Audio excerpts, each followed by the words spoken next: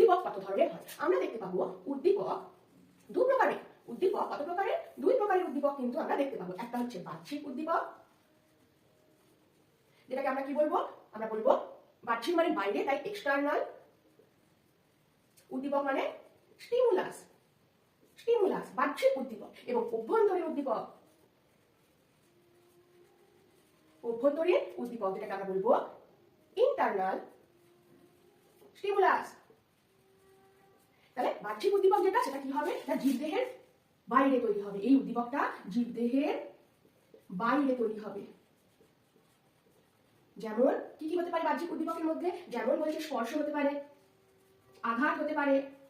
আবার তোমরা দেখে থাকবে মটর গাছ বা যে কোনো লতানো গাছ, তার সামনে যদি কোনো আকর্ষক থাকে, এরকম একটা কাঠি যদি পুঁতে দেওয়া হয়, কোনো লাঠি দিয়ে দেওয়া হয়, কি করবে? সেই মটর গাছটা কিন্তু একে পেঁচিয়ে পেঁচিয়ে পেঁচিয়ে পেঁচিয়ে উপরে উঠে যাবে। সেটাও কিন্তু বাহ্যিক উদ্দীপকেরই কাজ করবে। সেরকম লজ্জাবতী পাতাকে যদি আমি স্পর্শ করি, সেই লজ্জাবতী পাতা কিন্তু বন্ধ হয়ে যাবে। সেটাও কিন্তু হচ্ছে বাহ্যিক উদ্দীপক। এবার আমরা দেখবো অভ্যন্তরীণ উদ্দীপক। অভ্যন্তরীণ উদ্দীপকে কি হবে? বলছে এই উদ্দীপকটি কোথায় তৈরি হবে? জীবদেহের অভ্যন্তরে, জীবদেহের অভ্যন্তরে তৈরি হয়।